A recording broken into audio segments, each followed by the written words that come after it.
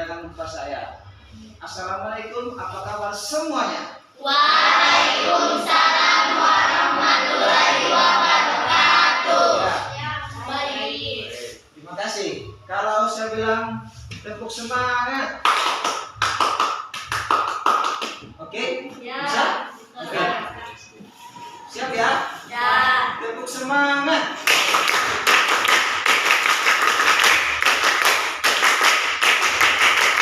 Oke, terima kasih. Ya, anak-anak, ada yang kurang sehat sini? Ayo, jujur saja, Bapak. Ada yang kurang sehat? Iya. Kurang sehat kenapa? Sakit apa? Sakit apa? Panas. Oke. Ada lagi yang kurang sehat? Ada lagi? Kalau kurang buang saya tidak tahu. Ya, oke. Nah, insya Allah yang kurang sehat semoga diberikan kesehatannya. Dan perlu diketahui dalam ajaran agama Islam, sehat itu menghilangkan dosa, mengurangi dosa. Ya, oke. Siap sudah aktivitas belajar hari ini? Semua siap? Siap. Semua siap ya? Dan memang harus siap karena memang tugas kita di sekolah itu untuk belajar. Masalah bermain, masalah apapun itu nanti di luar. Kalau di dalam kelas tujuannya untuk belajar. Oke? Nah, anak-anak, sebelum kita mulai pembelajaran pada pagi hari ini, mari kita berdoa dulu dalam hati. Ya, berdoa dipimpin oleh ketua kelas. Silakan ketua kelas. Teman-teman, sebelum memulai pelajaran pada pagi hari ini, marilah kita berdoa. Berdoa mulai.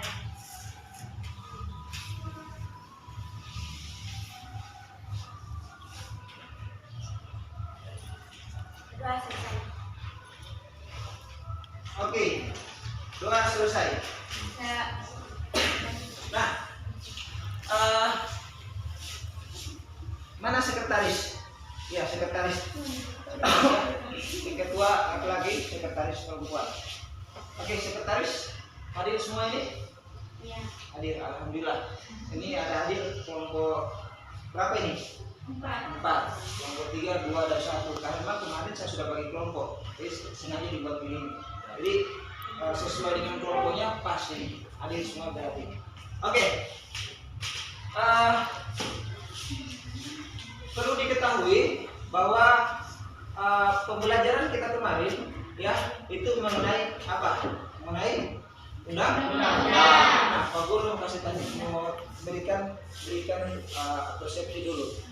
Tolong keluarkan siapa yang punya kartu siswa atau KTP, coba, atau kartu apapun itu, BPJS atau apa? Oke. Ada lagi? Kartu, coba. Yang kosong semua ya. Oke, kartu siswa. Ya, terima kasih. Nah, tolong perhatikan sini. Perhatikan sini ya. Ini kartu siswa. Saya yakin semuanya sudah punya kan? Ya. Oke, ini kartu siswa. Pak Guru mau tanya sama kalian. Kira-kira kartu siswa ini fungsinya untuk apa? Fungsinya apakah cuma taruh di dompet saja? Kasih lihat teman? Atau bagaimana? Ya? Identitas, ya, identitas siswa itu sendiri.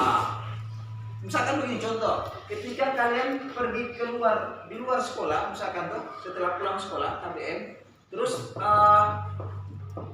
tanpa disengaja dompet kalian jatuh. Nah, orang yang menemukan dompet itu bukan melihat dompet warnanya siapa dia langsung tahu ini pemiliknya siapa, tidak. Karena dompet itu banyak yang punya, macamnya, jenisnya banyak yang punya sama. Tapi ketika kita buka dan menemukan kartu siswa khususnya, maka pasti yang menemukan itu tahu, oh ini dompetnya ini. Nah, bisa pernah mengenal ini, Dilan Musa. Ya, oh ini dompetnya Dilan Musa. Oh ini dompetnya Nadia Suai. Saya kira sudah ganti nama, saya boleh. Ya, ini dompetnya Nadia Suai. Nah, otomatis akan kembali lagi, insyaallah. Ya, kalau tidak punya kartu siswa, berarti apa? Kemungkinan besar apa? Kalau ada uang, ya, atau ada barang-barang yang berharga, ya kan? Itu lah uang. Kemungkinan besar itu tidak akan kembali lagi. Oke? Itu yang fungsi pertama sebagai identitas. Yang kedua, ketika kemarin kan baru pemilihan ketua OSIS toh? Ya. Angkat tangan yang memilih. Yang memilih ketua OSIS. Oke, luar biasa. Turun tangan. Nah, syarat untuk memilih ketua OSIS adalah apa? Ada kartu siswa. Berarti fungsinya banyak sekali sebenarnya. Ya. Oke, syarat untuk memilih kartu siswa adalah harus punya kartu siswa. Nah, bagi yang tidak punya berarti belum diberikan pilihan, belum diberikan kewenangan untuk memilih siapa yang menjadi ketua OSIS. Jadi fungsinya banyak sekali sebagai identitas, sebagai ketika orang melakukan segala sesuatu itu orang punya identitas. Jadi secara tidak langsung kartu siswa ini memberikan orang punya hak dan kewajiban. Paham ya?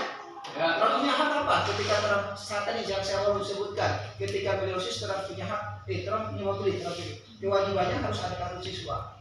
Begitu juga dengan punya buku di perpus. Ya, biasanya dimintakan kartu siswa. Jadi kalau siswa tidak punya kartu, dia tidak punya hak untuk meminta atau meminjam buku siswa. Jadi rugi kan? Padahal dia warga SMP 1, tapi dia tidak diberikan hak untuk meminjam. Berarti kartu ini secara langsung kita diberikan kelebihan tersendiri.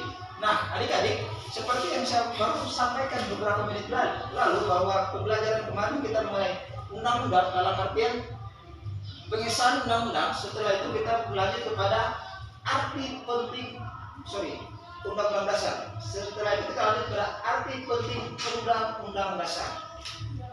Paham ya? Oke. Nah, sebelum saya menjelaskan apa itu arti penting undang-undang, ya, saya akan memperlihatkan tujuan kita belajar pada pagi hari ini supaya terarah. Tujuannya apa? Belajar tujuannya apa? Seperti itu. Ya, perhatikan di depan.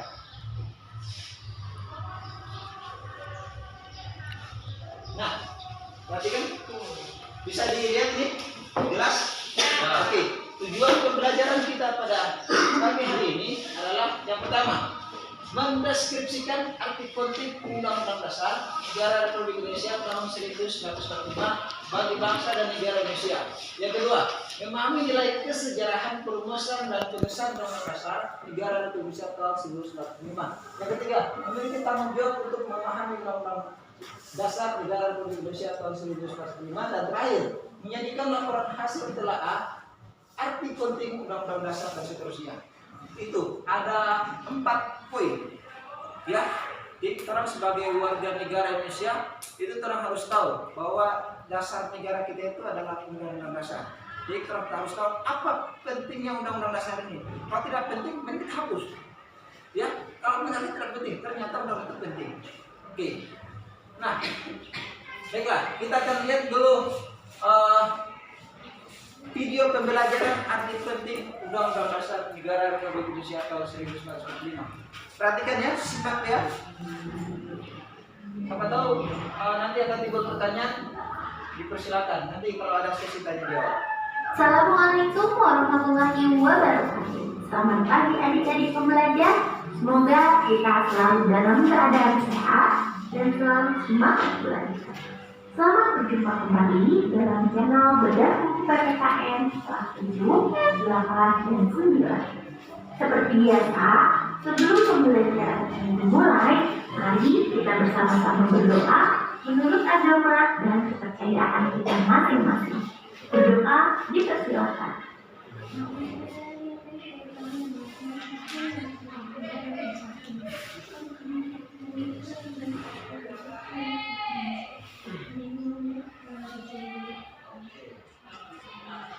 Kelas 7.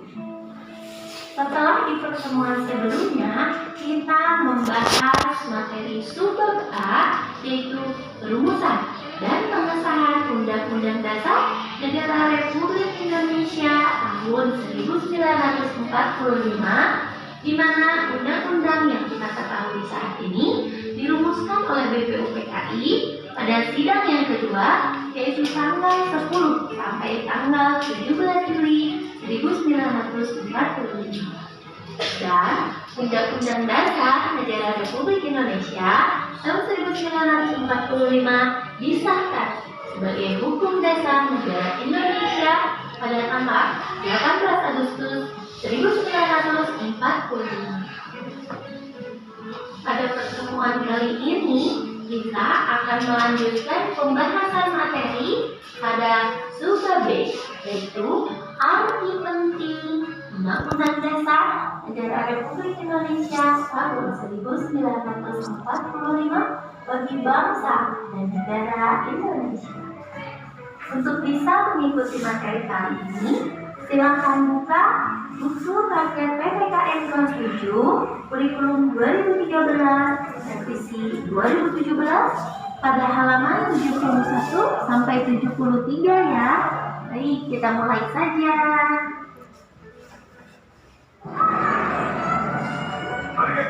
Indonesia tahun 1945 bagi bangsa dan negara Indonesia. Negara Indonesia adalah negara yang besar dan kaya. Kedudukan Undang-Undang Dasar Negara Republik Indonesia tahun 1945 memiliki peranan penting dalam mengatur bangsa dan negara Indonesia. Kehidupan suatu negara diibaratkan sama dengan kehidupan sekolah. Keduanya memiliki peran. Kehidupan di sekolah diatur melalui tata tertib sekolah, sedangkan kehidupan dalam suatu negara diatur dengan konstitusi atau undang-undang dasar, di mana peraturan tersebut akan mengarahkan kita pada kehidupan yang tertib dan teratur. Undang-Undang Dasar Negara Republik Indonesia tahun 1945 yang sudah kita kenal saat ini berisi aturan-aturan dasar dalam mengatur kehidupan bernegara di Indonesia. Kedudukan Undang-Undang Dasar Negara Republik Indonesia tahun 1945 adalah sebagai hukum yang paling tinggi yang mengatur perundang-undangan di bawahnya, yang artinya semua peraturan perundang-undangan yang berlaku di Indonesia tidak boleh bertentangan dan harus berpedoman pada Undang-Undang Dasar Negara Republik Indonesia tahun 1945.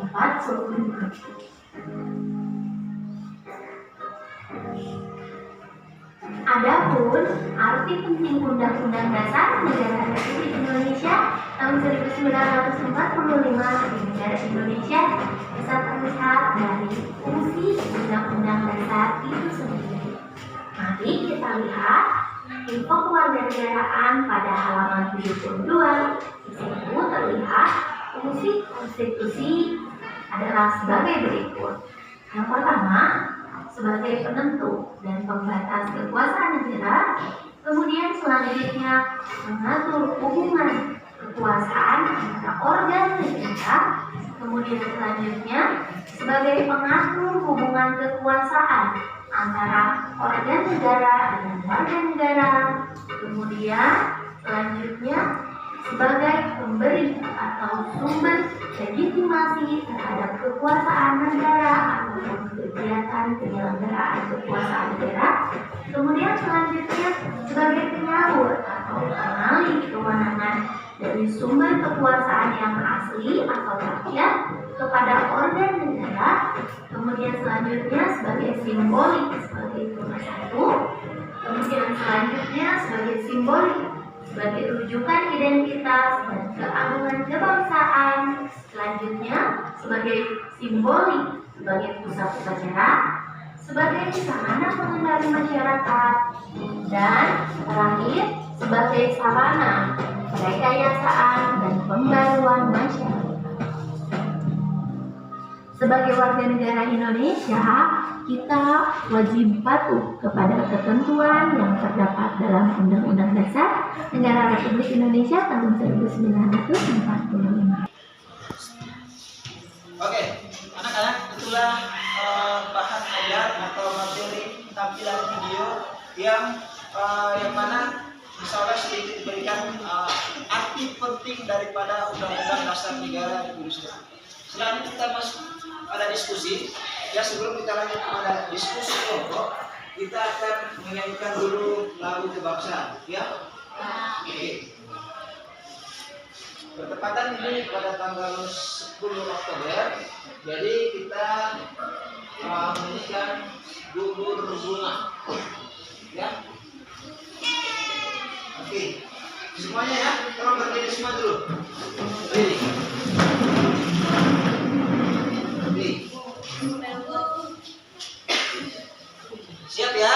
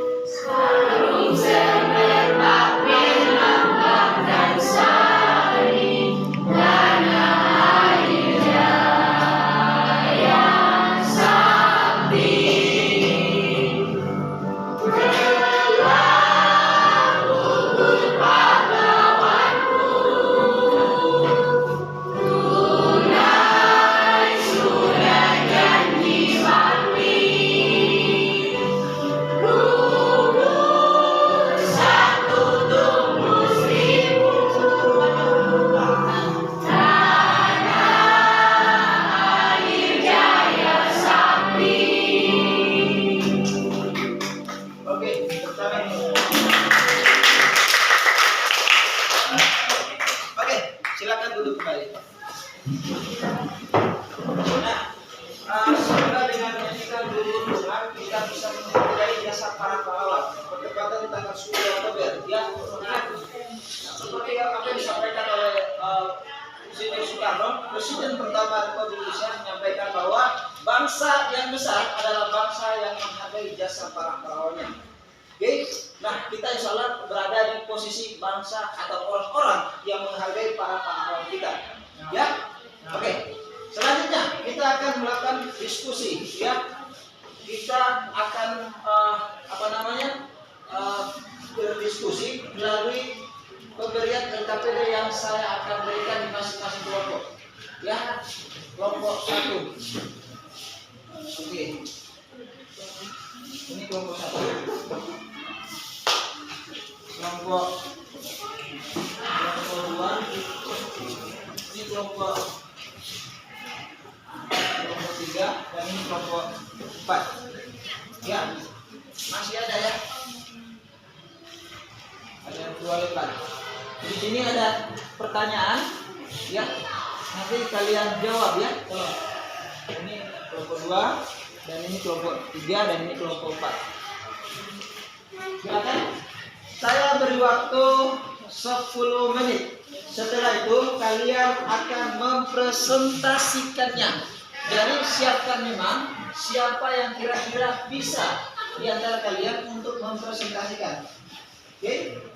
Silakan. 10 menit dari sekarang.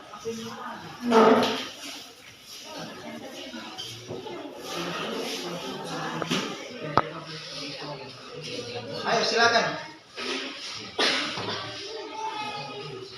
Ya.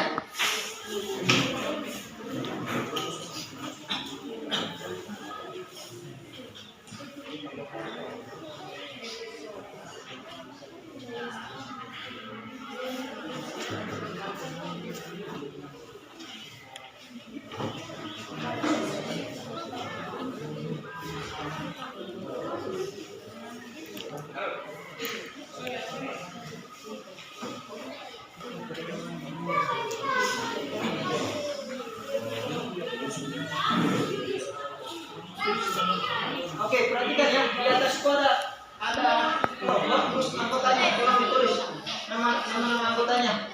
Ya, kalau misalkan nomornya tidak pas, tambah saja. Oke, jangan lupa ada di lembar kedua, itu ada soalnya 1, 2, dan 3. Kerjakan.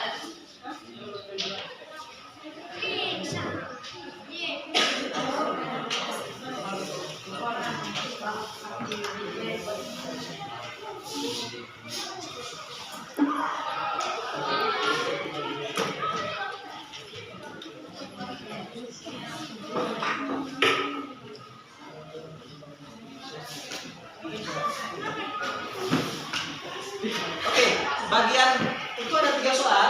Soal pertama itu berdasarkan materi yang saya berikan, ada di LKPD.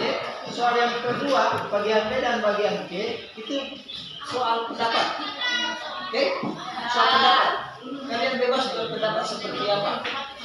Silakan, laki-laki jangan lupa kerjasama ya, kelompok, saling diskusi. Jangan cuma satu orang yang aktif.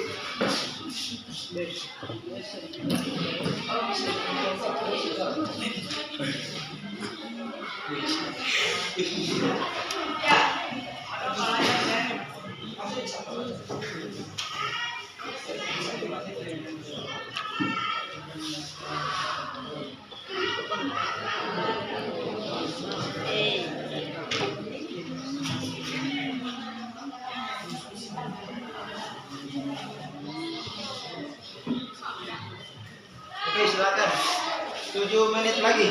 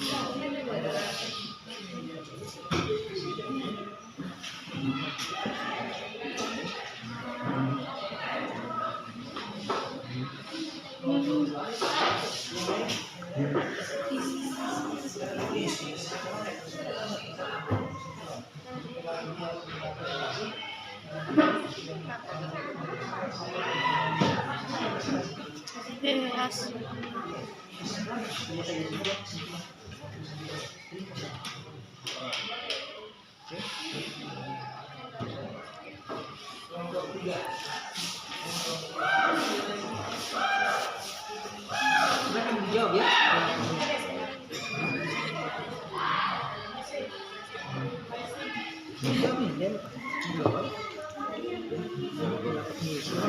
Kasih cepat sedikit, ya. Terus terakhir siapa yang dipresentasikan?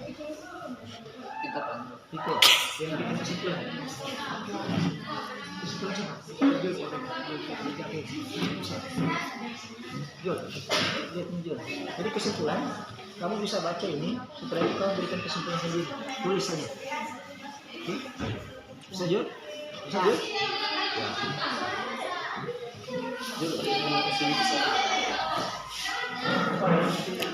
Kelompok 4 sudah bisa.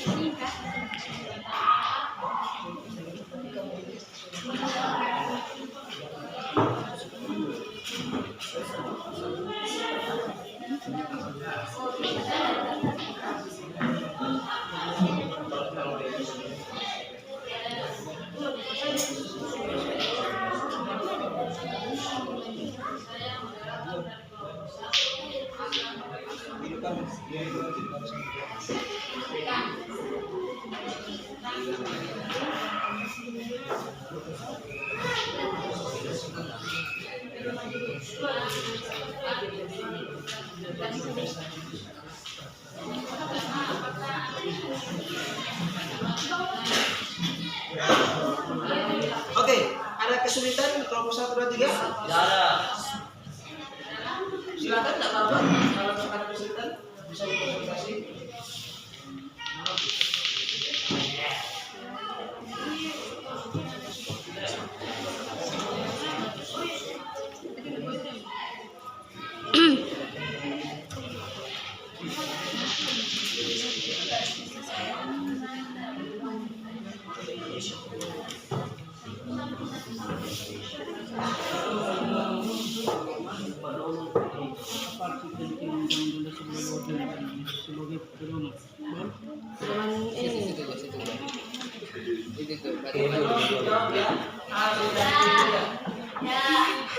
Kelompok mana yang sudah? Angkat tangan.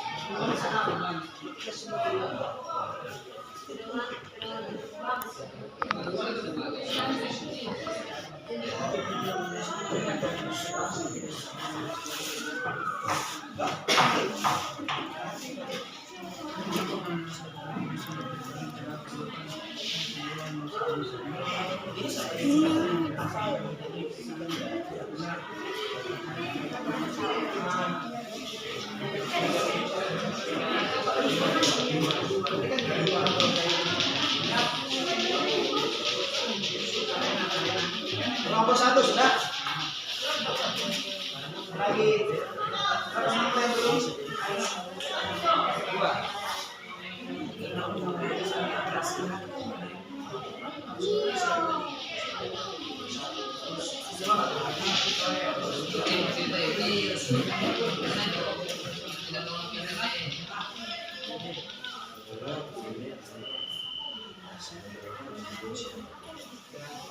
Oke, 5 menit lagi. Ya, 5 menit lagi.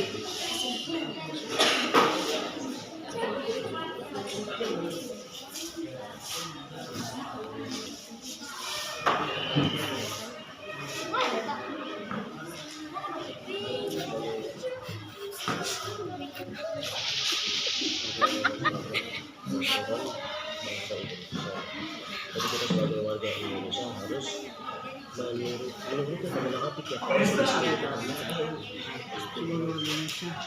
Apa yang bisa dimana?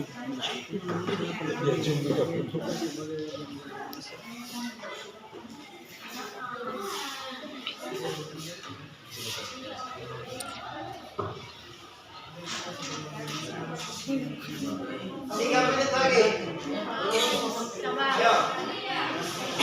Namanya saja diskusi, berarti harus ada saling kolaborasi, saling memberikan ide-ide.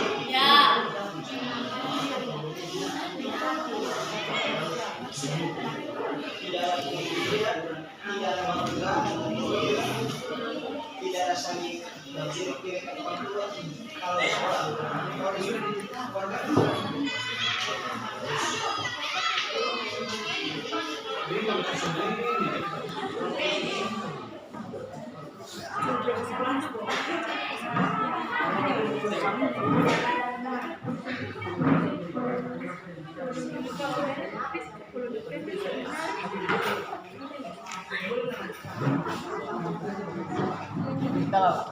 Ya, yang sempurna itu cuma 3.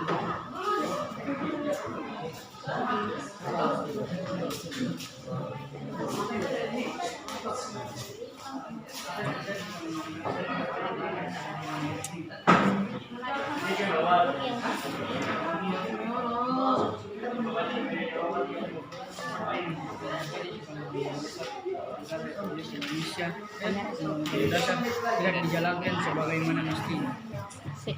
Akan terjadi sebuah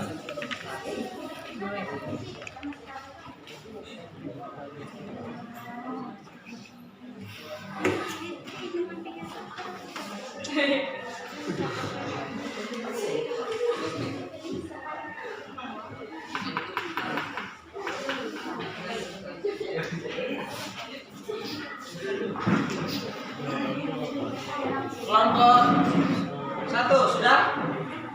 Kelompok 1 sudah? Kelompok 2? Kelompok 2 sudah? Belum? Sudah, alhamdulillah. Kelompok 3? Belum. Kelompok 4? Oke, 2 menit lagi. Sesuai katanya, sudah 2 menit lagi.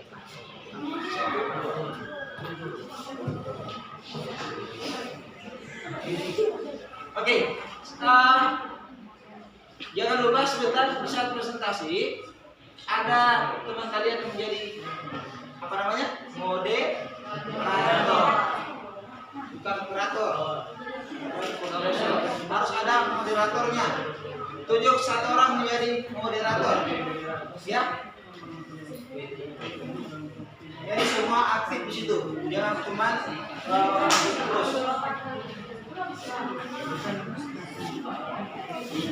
1 menit lagi.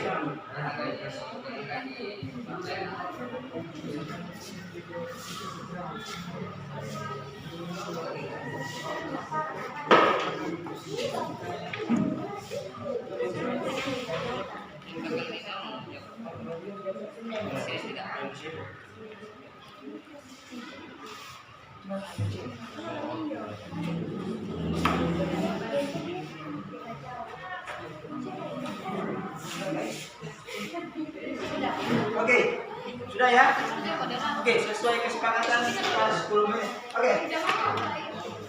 Lepaskan dulu alat tulis, buku. Oke, sebelum kita berdiskusi, sebelum kita mempresentasikan, mari kita sama-sama berdiri supaya semangat itu muncul kembali. Oke. Ya. Di sini ada video senang apa nih? Big Free. Ya. Semuanya harus ikut ya.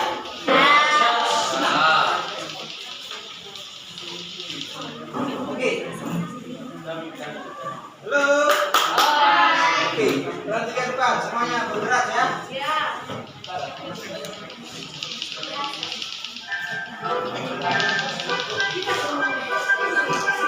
Ayo ikut.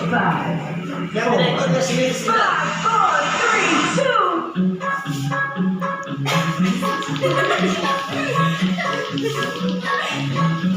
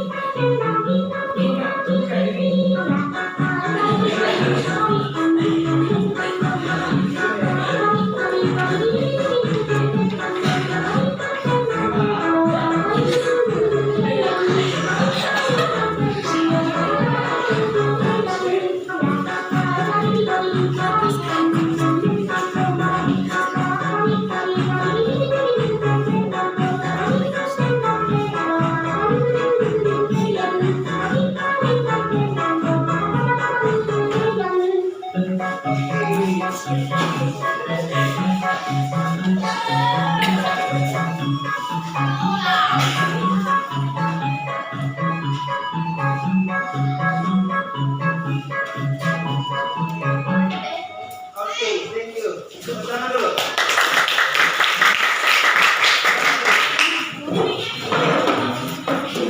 Silakan dulu. Ya, nanti ya. Semoga dengan video sedikit dari gerakan ini bisa memberikan sedikit semangat. Ya, mulai dari kelompok 1. Silakan kelompok 1, siapa yang menjadi moderator dan siapa yang akan mempresentasikan dan siapa yang memberikan kesimpulan. Waktunya saya berikan. Silakan.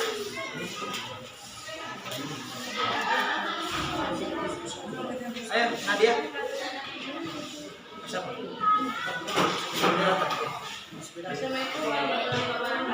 Waalaikumsalam warahmatullahi wabarakatuh. Ya baiklah, saya dari kelompok 1 sebagai moderator akan mengarahkan hasil diskusi kami yang berisi tentang materi arti penting Undang-Undang Dasar yang akan memaparkan hasil diskusi kami yang ada di samping saya Nadia Slide.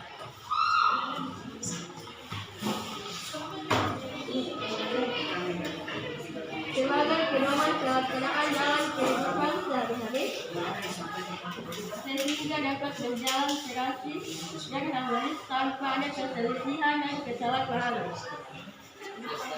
Mengapa Undang-Undang Dasar Republik Indonesia telah berbasis terhadap lingkungan dan keajuan bangsa Indonesia?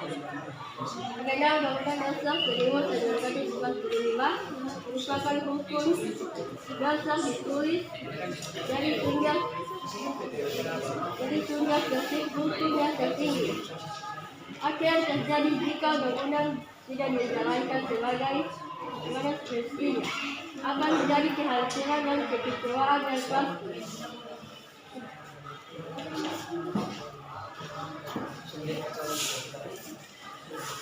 Ya baiklah, itu hasil diskusi kami dan kemudian kita beralih kepada kesimpulan. Oke, kesimpulan. Kalau kelompok 2, 3, dan 4, perhatikan teman kalian memberikan kesimpulan mereka terhadap apa yang menjadi diskusi mereka.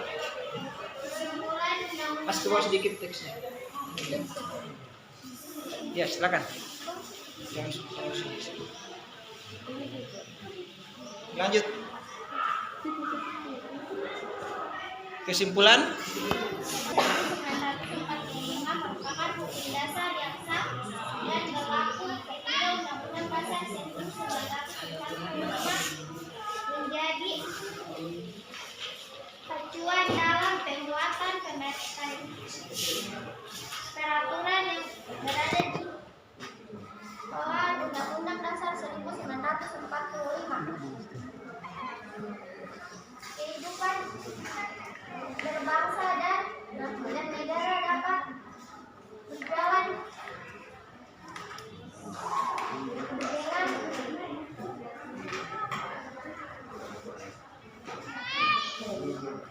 dengan sebagaimana? Oke, silakan duduk. Berikan aplaus dulu untuk kelompok 1. Oke. Ya, selanjutnya kita berikan kesempatan untuk kelompok 2. Siapa yang menjadi moderator? Silakan. Oke, ya, berdiri.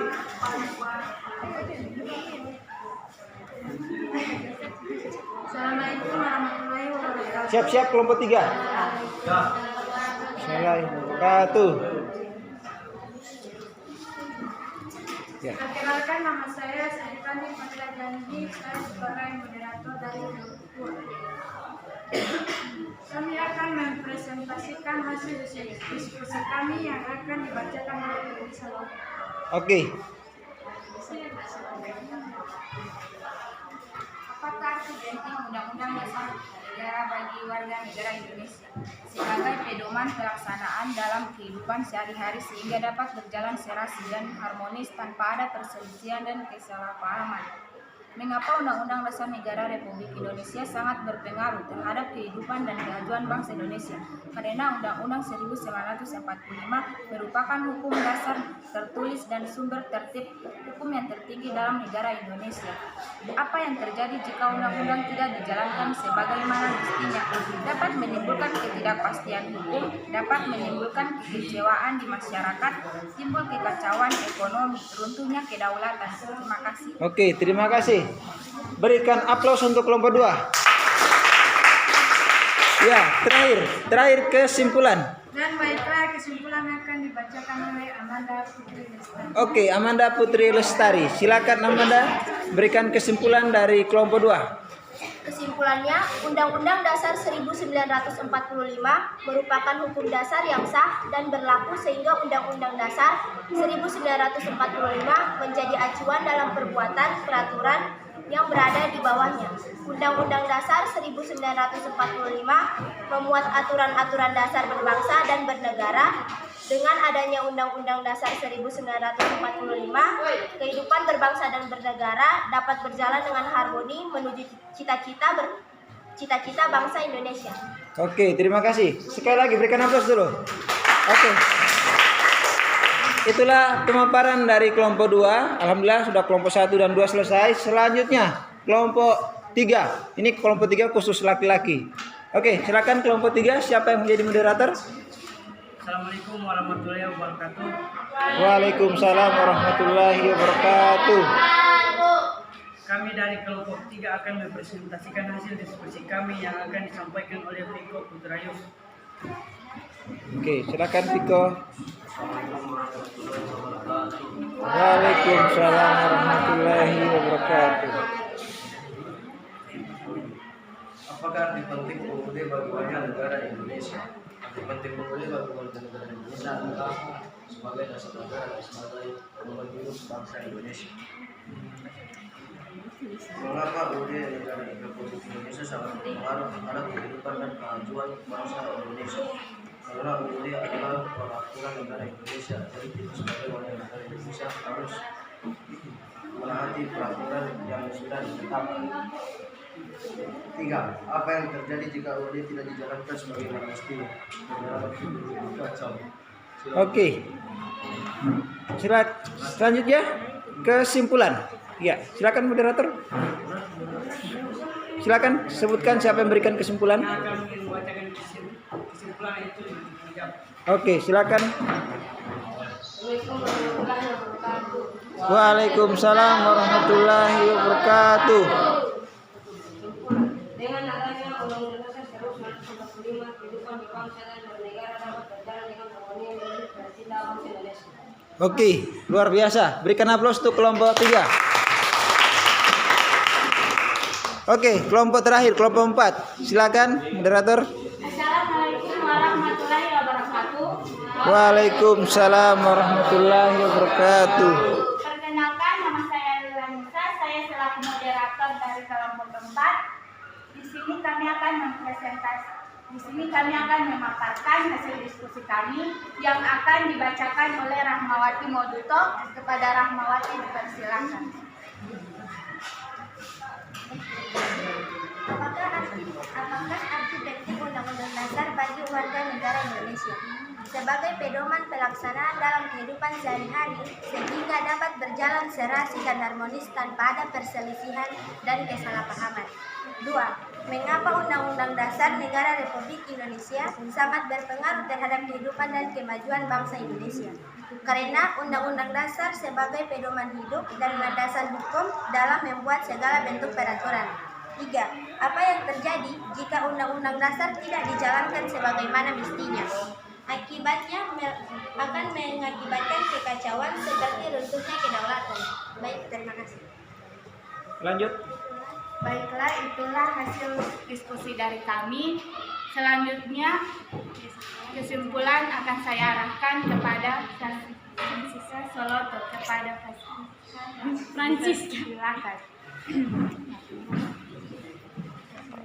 Kesimpulan yang kami dapat adalah dengan adanya Undang-Undang Dasar 1945, kehidupan berbangsa dan bernegara dapat berjalan dengan hormat menuju dengan cita-cita bangsa Indonesia.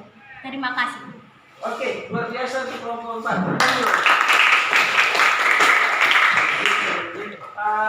Alhamdulillah, terima kasih buat kelompok 1, 2, 3, dan 4 sudah mempresentasikan hasil diskusi kalian. Ya, itu pembelajaran kalian bahwa betapa pentingnya pertama kerjasama itu penting sekali. Kalau yang kedua, kalian masalah apapun itu kalau diselesaikan dengan sama-sama, insya Allah akan cepat selesai. Khususnya berbicara mengenai arti penting undang-undang. Ya, sekedar mengingatkan kembali bahwa Undang-Undang Dasar Negara Republik Indonesia itu sangat penting. Kenapa sangat penting? Karena yang pertama, Undang-Undang Dasar Negara Republik Indonesia itu sebagai alat kontrol. Oke, alat kontrol itu maksudnya bagaimana? Alat kontrol maksudnya seperti ini. Ketika pemerintah, contohnya misalkan presiden atau MPR atau DPR melaksanakan kebijakan atau membuat peraturan undang-undang, maka harus mengacu kepada Undang-Undang Dasar. Ingat, ada yang namanya Undang-Undang Dasar, ada yang namanya undang-undang. Seperti yang kita lihat tadi semuanya, ada itu Undang-Undang Dasar, TAP-MPR, Undang-Undang, peraturan pemerintah, pemerintah provinsi, pemerintah kabupaten, dan pemerintah seterusnya sampai di bawah. Semuanya itu tidak boleh bertentangan dengan Undang-Undang Dasar, karena itu yang menjadi pedoman. Oke, yang pertama sebagai alat kontrol, yang kedua sebagai apa? Pengatur atau penentu atau sebagai hak yang memberikan kepada warganya kebebasan. Ya, ada hak dan kewajiban di situ. Baiklah. Nah, sekarang anak-anak, Pak Guru akan memberikan kesempatan. Ya, Pak Guru akan memberikan kesempatan buat kalian untuk silakan bertanya. Ya, ayo. Kira-kira siapa yang bisa bertanya dari kelompok siapa yang duluan? Siapa yang duluan? Oke. Silakan berdiri, perkenalkan dulu, terusnya langsung ke pertanyaan. Perkenalkan, nama saya Rahmawati Mauduto. Di sini saya ingin bertanya, apakah Undang-Undang Dasar bisa diganti lagi seperti yang dilakukan oleh tokoh-tokoh perumus Undang-Undang Dasar? Oke, luar biasa, tepuk tangan. Sebelum saya menjawab, angkat tangan yang bisa jawab. Apakah Undang-Undang Dasar Negara, mana Undang-Undang Dasar sini? Teks Undang-Undang Dasar mana? Di belakang situ kan? Mana? Ada Sumpah Pemuda, ada Pancasila, ada Proklamasi, dan ada teks pembukaan Undang-Undang Dasar Negara Indonesia 1945. Yang jadi pertanyaan, apakah bisa diganti atau tidak? Ayo, tebak. Kalian tebak saja dulu. Bisa diganti atau tidak? Kenapa tidak bisa diganti?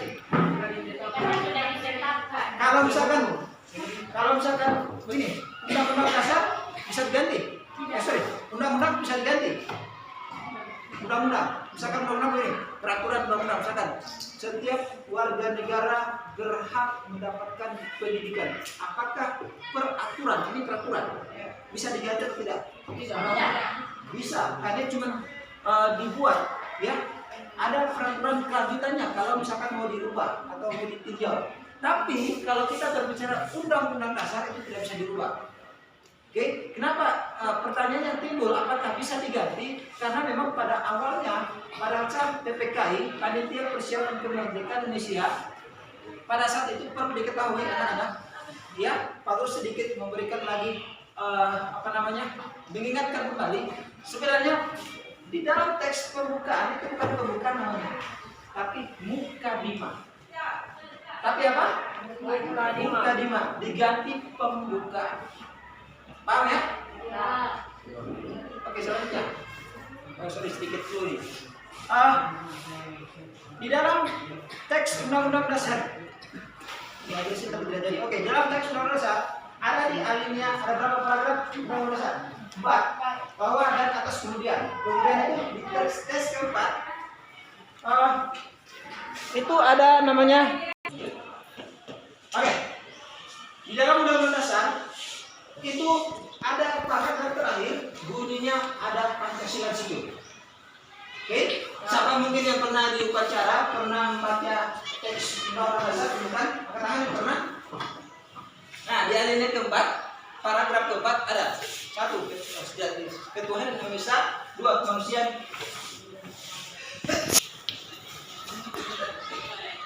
Nah, adik-adik, di alinea keempat dalam Undang-Undang Dasar itu ada Pancasila, ya. Pancasila, sila pertama apa? Ketuhanan yang Maha Esa. Kedua, Manusia yang adil dan beradab. ketiga, Persatuan Indonesia. keempat, Kedaulatan dipimpin oleh umat kebersamaan dalam kemasyarakatan. kelima.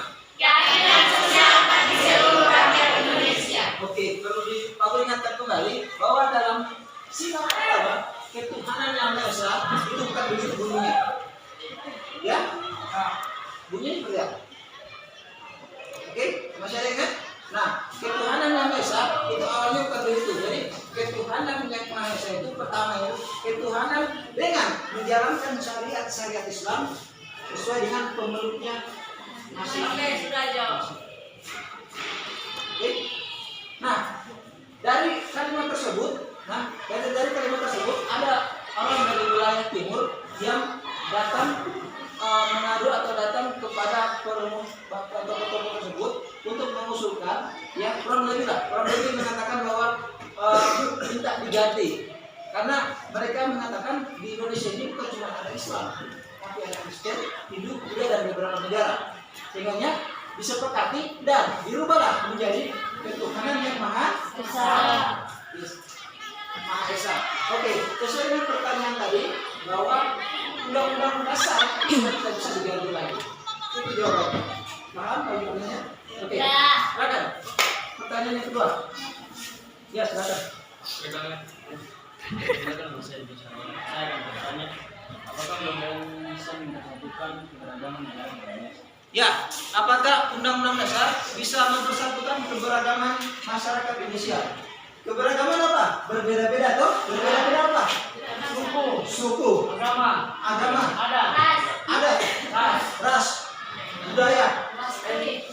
Ya, beda sekali. Nggak usah jauh-jauh. Satu yang bukan ada juga pasti beda. Kalian yang kau pikir pasti beda. Kecuali satu kembar itu bisa berbeda. Tapi kembar pun ada perbedaannya.